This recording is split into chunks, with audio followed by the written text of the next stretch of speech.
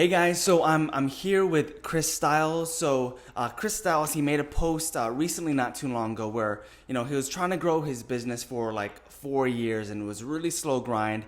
Had a lot of trouble making that jump and everything. But he joined the Wedding Lead Machine Accelerator, I believe, almost a year ago, something like that.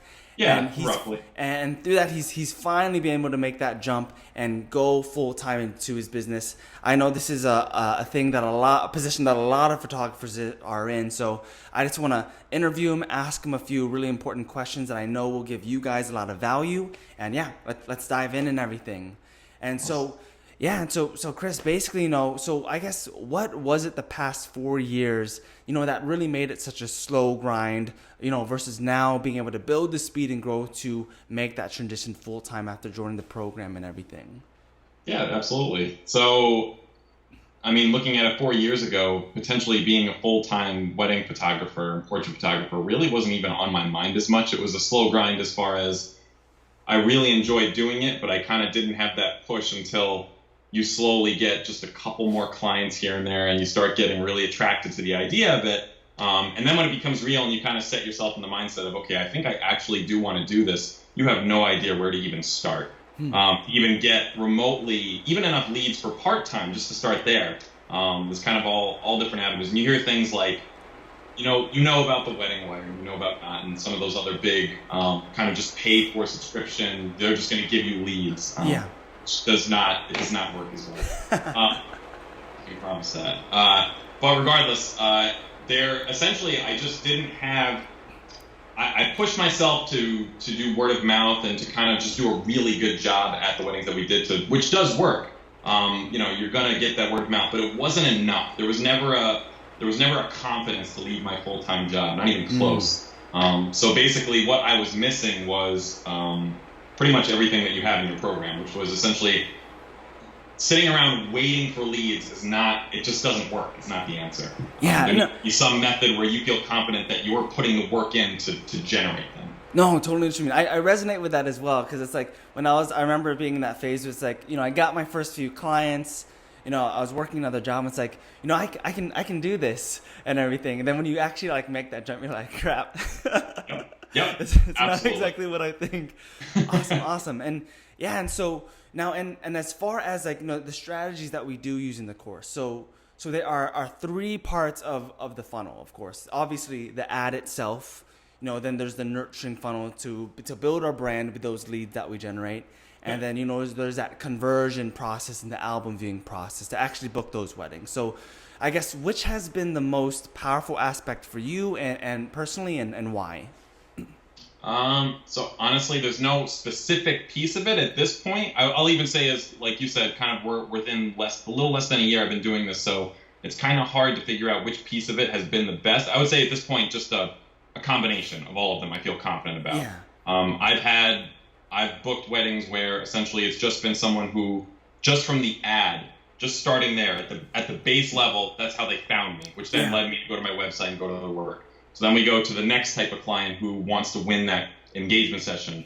And essentially, they win the engagement session. And then even before we get to the engagement session, they already like what they see because they've done that little bit of extra work and see. So we go through that process. But even after the engagement session, or people who didn't potentially even win the engagement session, we continue to give them the content, whatever the different types of content are. And it's just that continuous flow of, here I am, here's what I do, here's some interesting tidbits, just constantly giving. And we've gotten clients that way too. So I can't give you a number on which one has been the most. I would just say all of it. Just awesome. Diversifying is fantastic. Good. And it's an interesting thing too. It's like when you use this process, it's like you really do see potential clients coming in all aspects of the journey. You have ones that it's like you just run the ad, suddenly it's like they just see you have quality product, they see your work, boom, they're a hot prospect. Two, it's like there's ones that you feel like they need a little bit more nurturing, and then ones where it seems like they need like a lot of nurturing to finally make that decision. And that's one thing that's so important, to really have a strong aspect in each of that part of the funnel and all that stuff as well.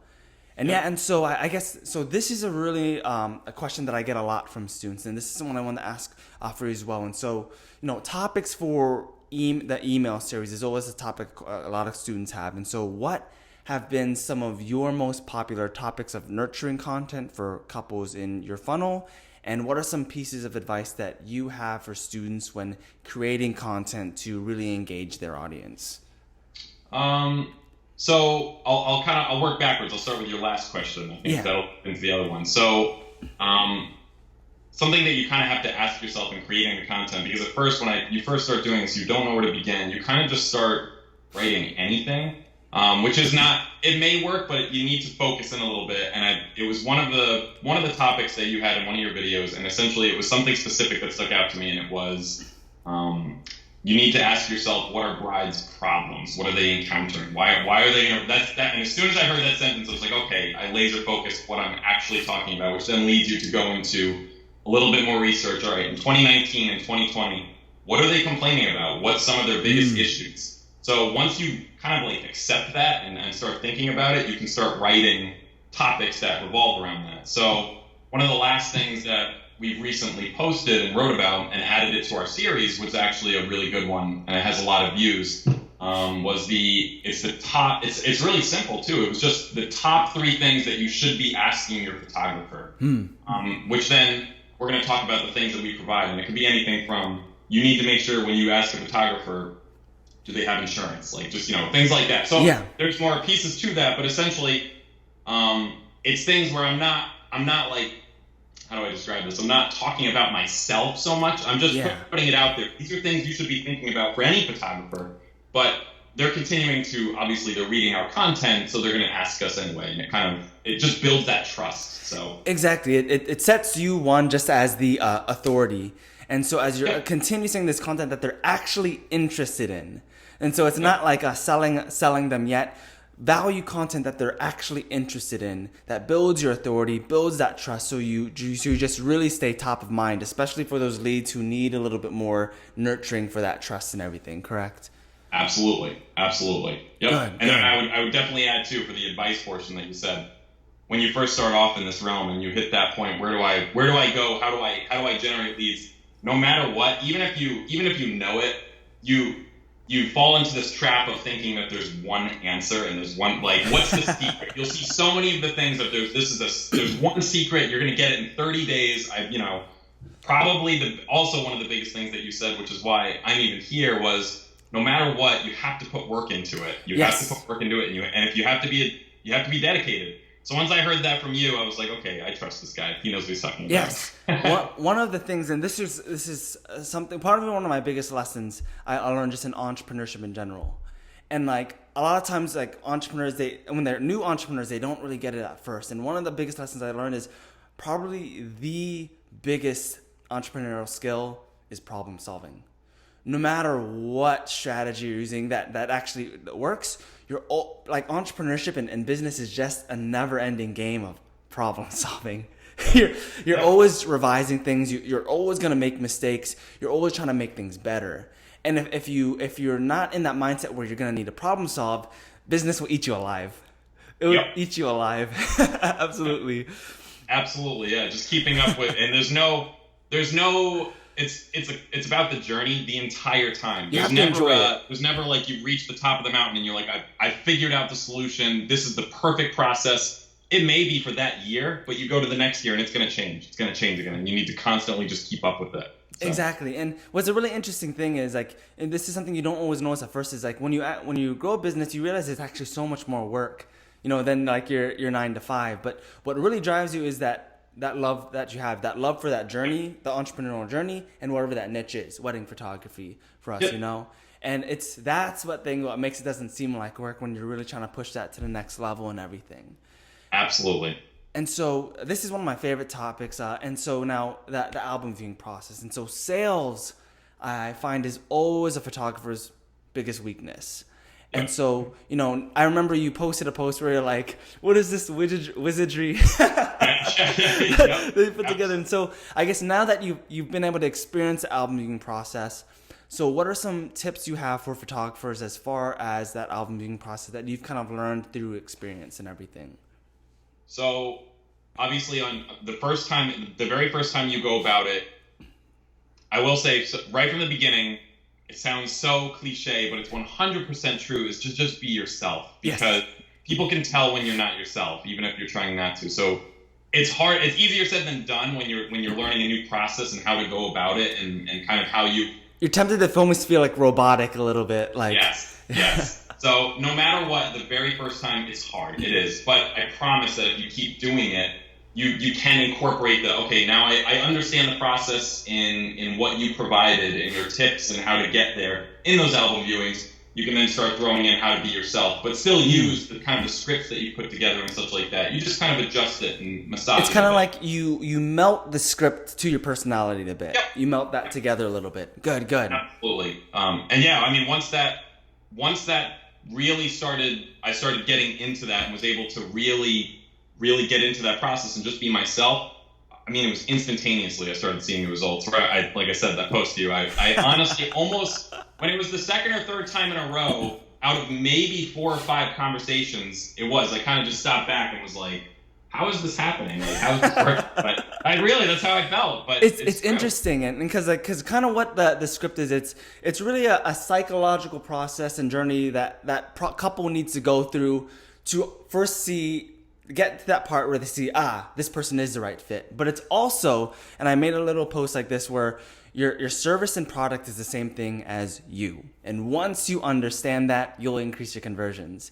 So when you put together that process with your personality and then they build that trust, boom. It's like why not work with you and everything. It is. Exactly. And then you get to a point where you're not even thinking about it. You know it now, and you really can just walk into it, and once your confidence skyrockets too, it all just snowballs into just continuously better and better. So awesome. And so final question I do have for you as well. And so finally, now, what are some final pieces of advice that you have for the students in the program to help them get results as well? Don't rush. It's really tempting when you've got all of this content that you guys provided, all of the videos, all of the documents, guys. It's really, really tempting to just skip over some of the more, I'll say, the homework portions of it, where essentially you're asking things like write certain things down about yourself. You've got all these questions where we got to write a lot of things down and really think about the messaging. That's so important, because if you don't do that, you're going to walk into these meetings and you are going to sound like a robot, and you're going to stumble over your words, and you're not really going to know. They're going to ask you questions about your company, your brand, and things, and you're going to be thinking about just, it's going to be a mess. That's all. Yeah. It's going to be a mess. It's really important to just follow through with that program. Do everything. Don't rush it. Do it. Go to the next step when you're ready, when you completed it. I promise that's the most helpful part. It kind of goes hand in hand with exactly. There's no straight up easy way to do sales or just your brand in general. There's no, how do I describe it? There's no like linear, just A to Z, just straight up do this. It's different. So you have to just work with it. That would be the best advice. Awesome. So really kind of take each section at a time, master each section at a time. And so that way you can really kind of make it a full system kind of when it's all together and everything. Yep. Good. Cool. Absolutely. Yeah. And also, Chris, now where can the rest of the students find you as well? So I'm on the page that we have, the Facebook page. So I'm definitely in there, but otherwise, I have a website, photographystyles.com.